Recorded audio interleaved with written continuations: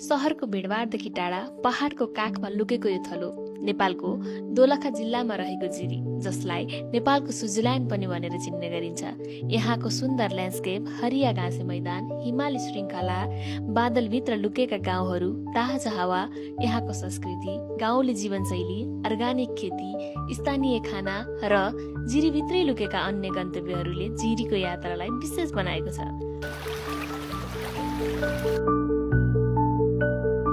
लुक्ला विमानस्थल बन्नुभन्दा पहिले काठमाडौँबाट एभरेस्ट क्षेत्रमा जाने पुरानो मुख्य बाटोको रूपमा रहेको जिरी क्षेत्र आज पनि शान्त वातावरण, स्थानीय संस्कृति र वास्तविक हिमाली जीवन अनुभव गर्नेहरूका लागि उत्कृष्ट गन्तव्य बनेको छ। आउनुहोस् यस भिडियो मार्फत जिरीका मनमोहक दृश्यसँगै प्रकृतिको यो सुन्दर यात्रा अवलोकन गरौँ।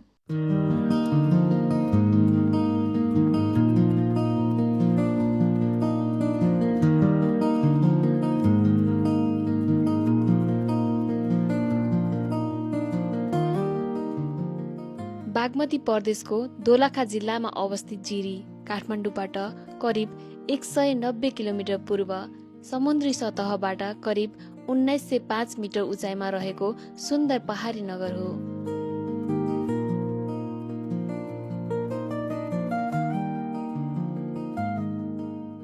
यो ठाउँ शान्त वातावरण, हरियाली र हिमाली दृश्यका कारण आन्तरिक र बाह्य पर्यटकको रोजाइमा बन्दै आएको छ।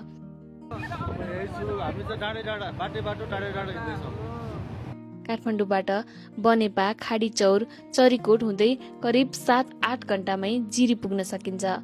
यहाँसम्मको यात्रा आफैमा रमणीय अनुभव प्रदान गर्दछ।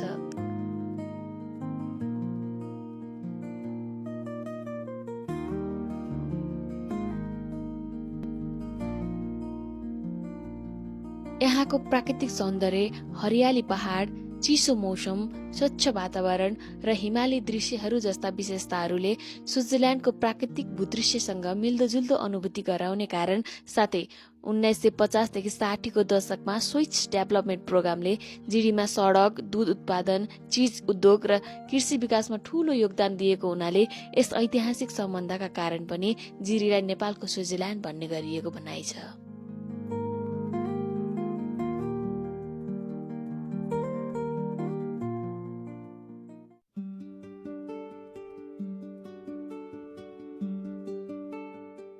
जिरी केवल प्राकृतिक सुन्दरताले मात्र भरिएको छैन, यसको आफ्नो ऐतिहासिक महत्त्व पनि निकै ठूलो छ। काठमाडौँबाट एभरेस्ट क्षेत्रमा जाने पुरानो मुख्य बाटो यही जिरी हुँदै जान्थ्यो, त्यसैले आज पनि यसलाई पुरानो एभरेस्ट ट्रेल भनेर सम्झिने गरिन्छ।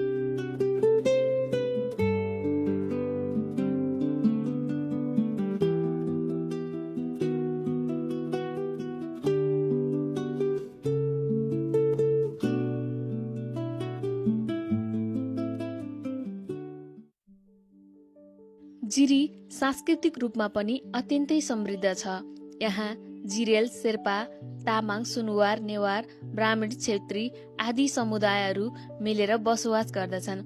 विविध भाषा, संस्कृति, परम्परा, स्थानीय खानपान र चाडपर्वहरूले जिरीलाई अझ विशेष बनाएका छन्। यहाँ आउने पर्यटकहरूले स्थानीय आतिथ्यता र ग्रामीण जीवनको वास्तविक अनुभव गर्न पाउँछन्।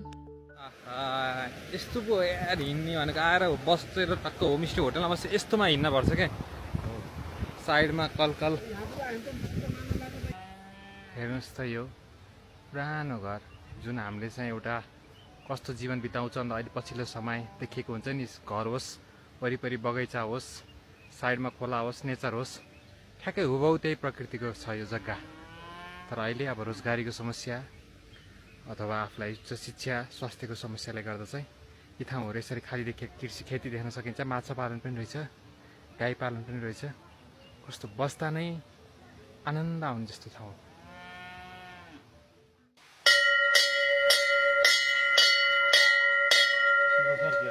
जिरी बजार नजिकै रहेको जिरेश्वर महादेव मन्दिर धार्मिक आस्था र प्राकृतिक सौन्दर्यको अद्भुत सङ्गम हो।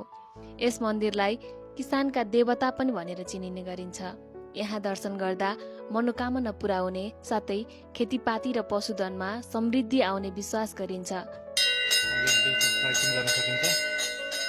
हेर्दै गर्दाखेरि 2019 12 महिना 22 गते जिरी बजारबाट करिब 10 मिनट सवारी वा 30 मिनट पैदल यात्रा गरेर यस मन्दिरमा पुग्न सकिन्छ।